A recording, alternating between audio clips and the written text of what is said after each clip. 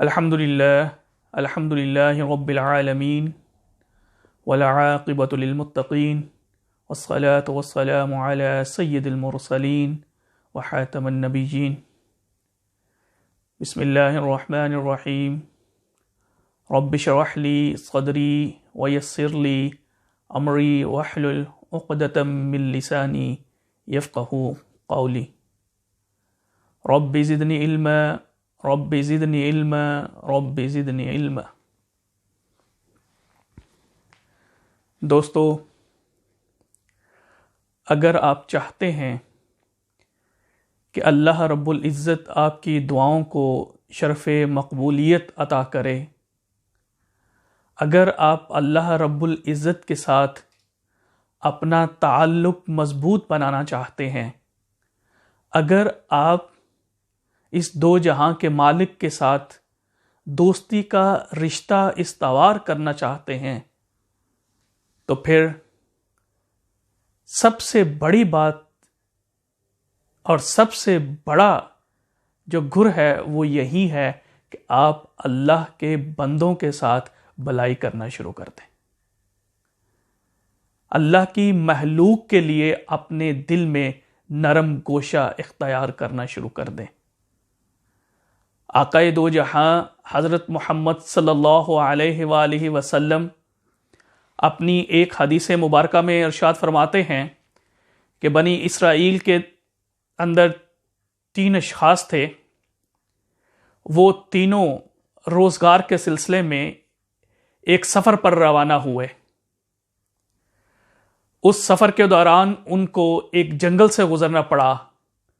جب وہ جنگل میں سے گزر رہے تھے تو ایک دم سے شدید طوفان نے ان کو آ گھیرا۔ طوفان، بادل، بارش، گرج چمک اس قدر زیادہ تھی کہ وہ کسی پناہ کی تلاش کرنے لگے۔ ایسے میں ان کو ایک پہاڑ کے اندر ایک غار نظر آیا، تو انہوں نے یہ فیصلہ کیا کہ وہ اس غار کے اندر پناہ لیں گے۔ بارش اتنی زیادہ تھی کہ اس نے ان تمام لوگوں کے جو قدموں کے نشانات تھے وہ تک اس نے مٹا دیے۔ یہ تینوں دوست اس طوفان سے بچنے کے لیے اس غار کے اندر چلے گئے، اور اس غار کا صرف ایک ہی راستہ تھا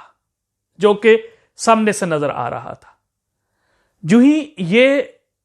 دوست اس غار کے اندر گئے تو ایسا ہوا کہ ایک بڑا سا پتھر جو ہے وہ لڑکھڑاتا ہوا آیا اور غار کا دروازہ بند ہو گیا۔ یہ تینوں دوست بڑے پریشان ہوئے، اپنے تئیں بہت کوشش کی، زور لگایا کہ کسی طریقے سے اس غار کا دروازہ جو ہے وہ کھل جائے، لیکن غار کا پتھر اس قدر بھاری تھا کہ وہ ان تینوں کی تمام تر کاوشوں کے باوجود اپنی جگہ سے نہ ہل سکا۔ ایسے میں ان میں سے ایک دوست تھوڑا سمجھدار تھا، اس نے کہا، دوستو، ہم ایک بڑی مشکل میں پھنس چکے ہیں، اگر ہم اس غار سے باہر نہ نکلے تو ہم یہاں پہ مر جائیں گے اور کسی کو کانوں کان خبر تک نہ ہوگی۔ اس نے کہا کہ اب صرف ایک ہی راستہ ہے یہاں سے نکلنے کا، اور وہ ہے کہ ہم اپنے رب سے دعا کریں۔ اور انہوں نے یہ طے کیا کہ وہ اپنی زندگی میں کی جانے والی جو نیکی کے کام ہے ان میں سے ایک ایک کام کو وہ یاد کریں گے اور اس کے بعد وہ اللہ سے دعا کریں گے۔ پہلے شخص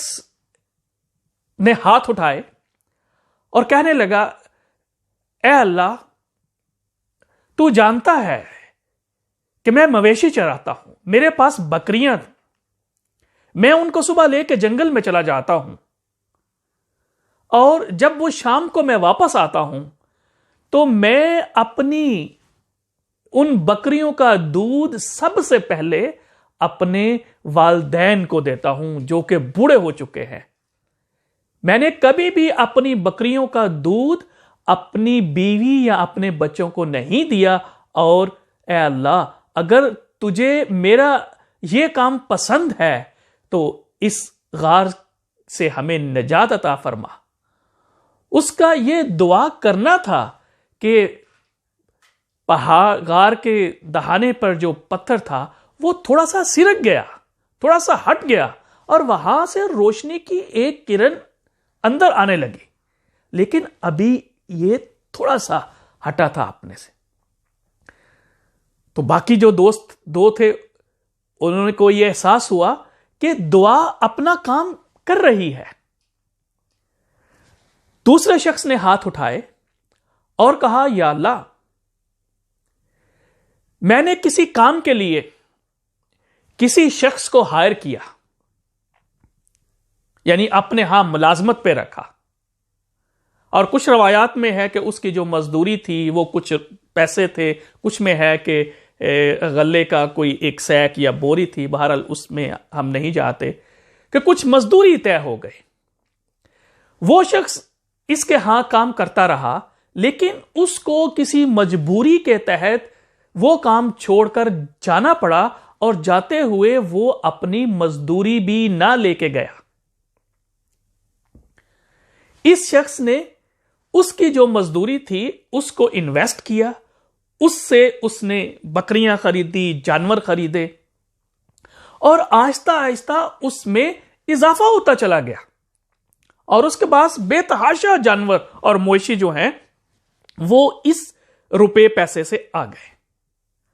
وقت گزرتا گیا، اور کافی عرصہ گزرنے کے بعد ایک دن وہی شخص جو ہے وہ واپس آیا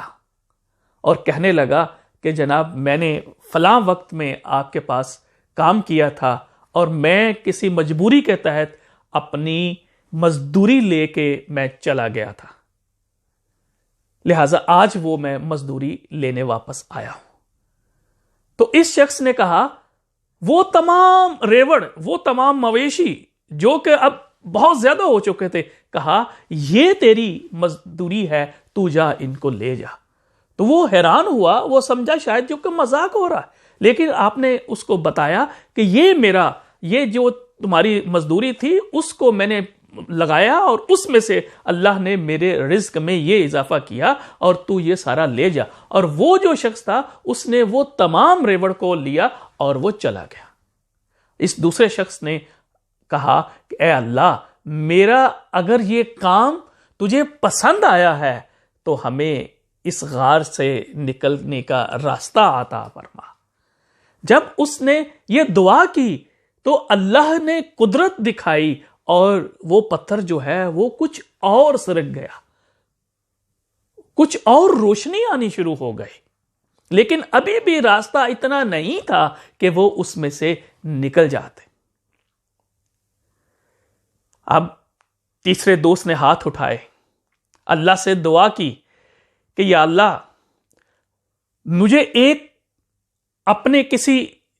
جاننے والے سے میں شادی کرنا چاہتا تھا، اس سے مجھے محبت تھی، لیکن وہ ہر وقت مجھے انکار کرتی تھی۔ ایک دفعہ قحط پڑا اور لوگوں کے پاس کھانے کے لیے کچھ نہ بچا، تو وہ میری جو فیملی ممبر تھی وہ میرے پاس آئی اور کہا کہ مجھے کچھ پیسوں کی ضرورت ہے۔ تو میں نے اسے کہا، اپنی شرائط دی کہ ہاں اگر تو میرے ساتھ غلط کام کرے، گناہ کا کام کرے، تو میں تجھے یہ پیسے دوں گا۔ اب وہ خاتون مجبور تھی، کھانے پینے کے لیے کچھ نہیں تھا، تو وہ اس شخص کی جو شرائط تھی اس پہ آمادہ ہو گئی۔ اس شخص نے محنت کی اور جو رقم اس نے مانگی تھی وہ اکٹھی کی، اور جب وہ دن آیا اور اس نے اس کو گناہ کی دعوت دی تو وہ عورت رونے لگی اور کہنے لگی کچھ خدا کا خوف کرو۔ اس کا اتنا کہنا تھا کہ یہ شخص جو ہے اس کے اوپر کپکپی داری ہو گئی، اس کے اوپر اللہ کا خوف طاری ہو گیا اور اس نے اس عورت کو جانے دیا۔ اس تیسرے دوست نے اپنا یہ واقعہ بیان کر سے اللہ سے دعا کی کہ یا اللہ، اگر میرا تیری رضا کے لیے یہ کام تجھے پسند آیا ہے تو یا اللہ ہمیں اس مصیبت سے نجات عطا دے، ہمیں اس غار سے نکال دے تاکہ ہم اپنے سفر پر روانہ ہو سکیں۔ اللہ رب العزت نے ان تینوں کی دعاؤں کو استجاب بخشا، قبولیت بخشی، اور وہ پتھر غار کے دہانے سے ہٹ گیا اور وہ اس سے باہر آ گئے۔ تو دوستو، نبی اکرم صلی اللہ علیہ وآلہ وسلم کی اس حدیث مبارکہ سے جو باتیں ثابت ہوئیں وہ ایک تو یہ ہے کہ جتنی بڑی مشکل آ جائے اللہ رب العزت کے سامنے اپنے ہاتھ پھیلا دو اور خلوص دل سے اللہ رب العزت سے درخواست کرو، اللہ سے مانگو، کیونکہ دعاؤں کو سننے والی صرف اللہ رب العزت کی ذات ہے۔ دوسرا جو اس سے ہمیں سبق ملا کہ یہ ہے کہ ہم اگر اللہ کے ہاں اپنی دعاؤں کی مقبولیت چاہتے ہیں تو ہمیں اللہ کی مخلوق کے ساتھ اچھا روابط قائم کرنے ہوں گے، ان کی خدمت کرنی ہوگی۔ کیوں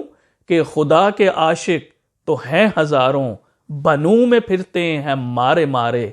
خدا کے عاشق تو ہیں ہزاروں، بنو میں پھرتے ہیں مارے مارے۔ میں اس کا بندہ بنوں گا جسے خدا کے بندوں سے پیار ہوگا۔ تو یاد رکھیے دوستو، میرے بھائیوں، میرے بہنوں، کہ قرآن خود کہتا ہے وَمَن يَعْمَلْ مِثْقَالَ ذَرَّةٍ خَيْرًا يَرَهُ، کہ اگر آپ ذرہ برابر خیر کا کام کرو گے تو اللہ تعالیٰ آپ کو اس کا اجر عطا کرے گا۔ تو آج کی اس ویڈیو میں آپ سے یہی درخواست کروں گا کہ اگر آپ چاہتے ہیں کہ اللہ تعالیٰ جو ہے وہ آپ کی دعائیں سن لے، آپ کے اٹھے ہوئے ہاتھوں کی لاج رکھ لے، اور وہ یقیناً رکھے گا کیونکہ وہ آپ سے 70 ماؤں سے زیادہ پیار کرتا ہے، تو پھر یقین جانیے کہ اللہ کے بندوں کے ساتھ پیار کرنا شروع کر دیں، ان کے ساتھ حسن سلوک سے پیش کرنا شروع کر دیں، تو اللہ یقیناً آپ کی دعاؤں کو قبول کرے گا، آپ کو مشکلات سے نجات عطا فرمائے گا۔ وآخر الدعوانا عن الحمد للہ رب العالمین۔